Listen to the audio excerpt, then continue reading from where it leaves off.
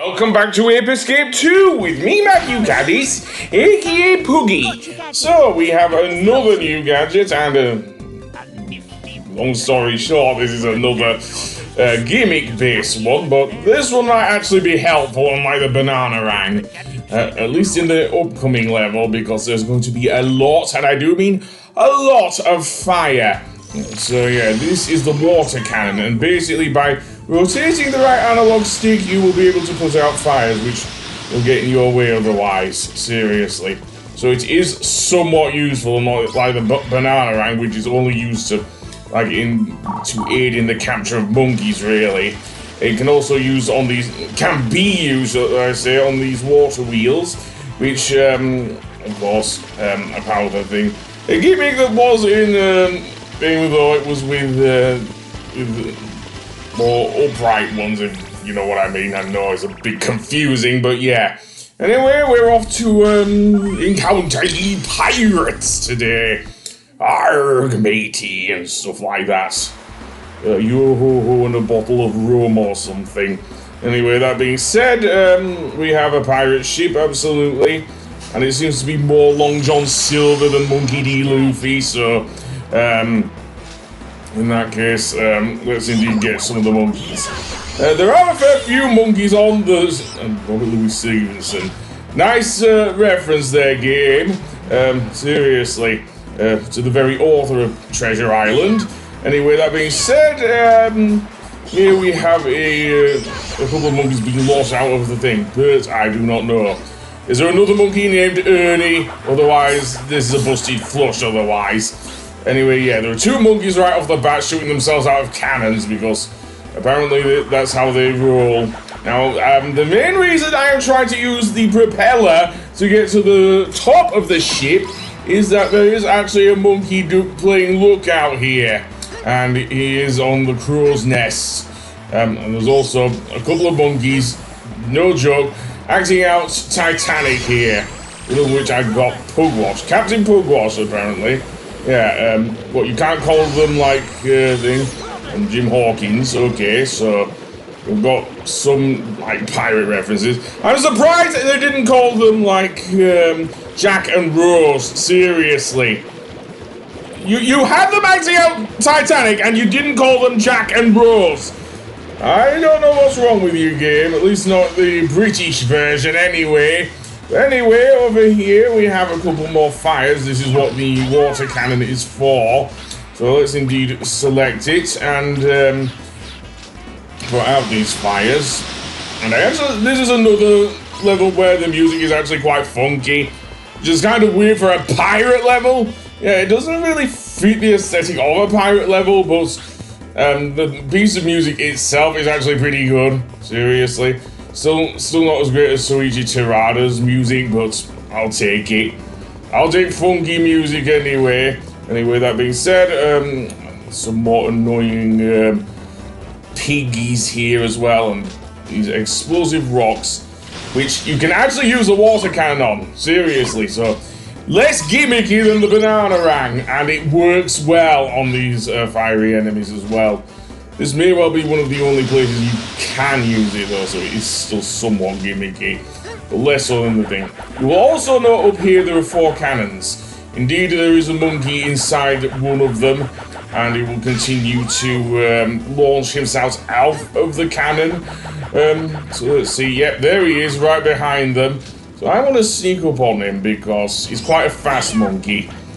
And apparently you can't get him while he's jumping. But in fact, no, there's more than one monkey. There's 2 or 3. I think I saw another one running behind the cannon, but I don't know.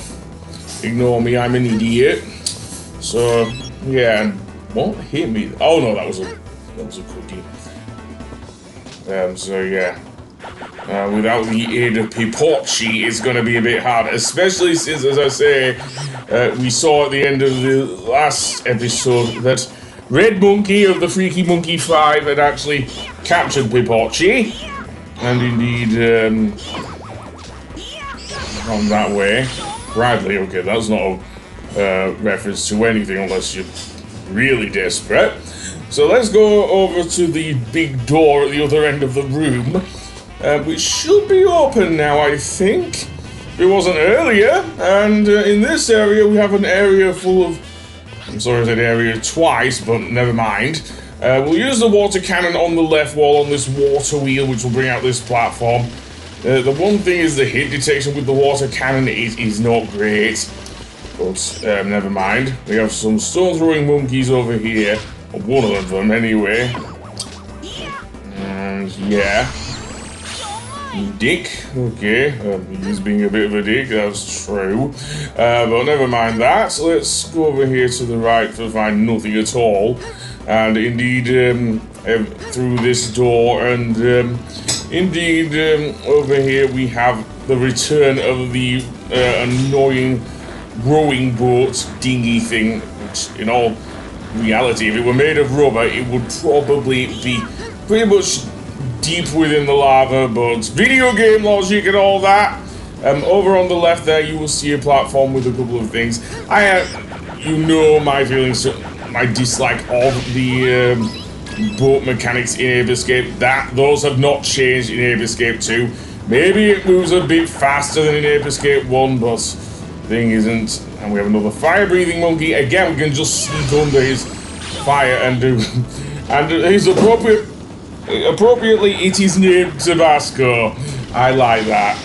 But anyway, that being said, let's get that enemy. Again, seemingly this area is actually quite fun. So, let's go up this way and go around the corner where we find another couple of water wheels. And indeed, let's extend the platforms here and get it out. I don't want to burn Jimmy's ass here, seriously, what the hell. Get the thing behind him, if you will. That'll raise, again, a couple more platforms. I do not know if I need to use the dash shoot through here. I don't think I do. But I could be completely wrong there. No, I don't. Okay, so another annoying enemy here, again. Kind of looks like coughing from afar, seriously. You want to be a smiling, poisonous Pokemon, do you? Yeah, I do like coughing. But never mind that, let's go over here and go through here. Now here we have some minecarts going at you. Yeah, they can knock Jimmy down if you're not careful. So just there. So I'm gonna head off to the left, following the trail of coins into the next room, where we will see some monkeys using the minecarts like dare I even say, like a roller coaster, just like in Donkey Kong Country. Seriously, except you don't get to play as the monkeys here, unlike in Donkey Kong Country. Seriously, which was probably one of my favourite things about the minecart levels there. But never mind. Also, we have these pig enemies, of course, and there's also a monkey playing whack-a-mole here. Seriously. He pops his head out of the holes and everything. Again, all you need to do is wait for him to pop his head out and strike at the right time with the monkey net. So yeah, I find it easier to just wait until he pops his head out of one of the... Although that isn't always easy because of how Jimmy throws his thing there. When you want to wait outside the one you think he's going to pop out of, he won't, basically. That's how it works. And no, I don't think using the stun club works either. No, because he's just popping his head out and everything. There we go. Bobby? I guess. But never mind, let's go on. Go through the here, and we will see another monkey over here who seemingly has put another fire breather.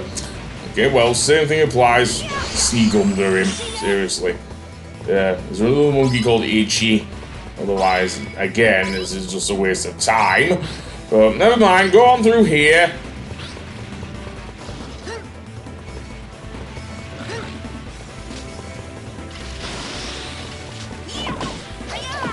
And let's see.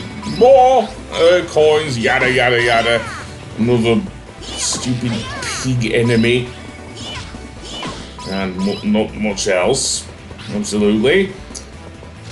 Yeah, I'm already running out of things to say because these guys are annoying. I already said that as well. Okay, anything for me to talk about in here? Well, yes, more minecarts. Oh, never mind. Now here I want to head to the right, just to avoid the minecarts. There'll be another one coming down. I know my gaming, seriously. It does seem to go a bit slower at the top of the ramp.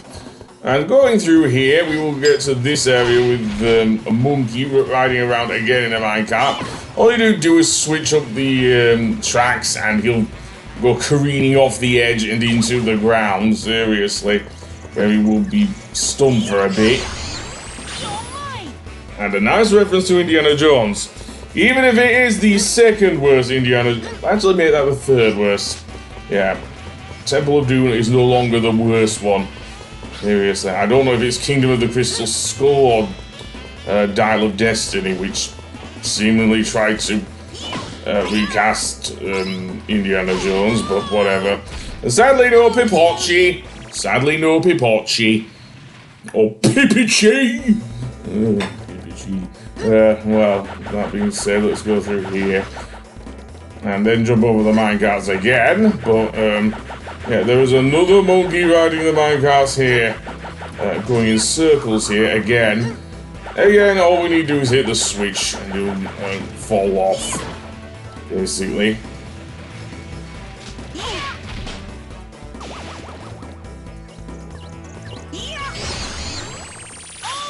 Okay, and I guess that's it. Apparently, the Vic Reeves reference came in this episode. Oh well, I'll see you on the next one when we go... I don't know, actually. We may well catch up with Pipotchi, I don't know. I'll see you then. Goodbye!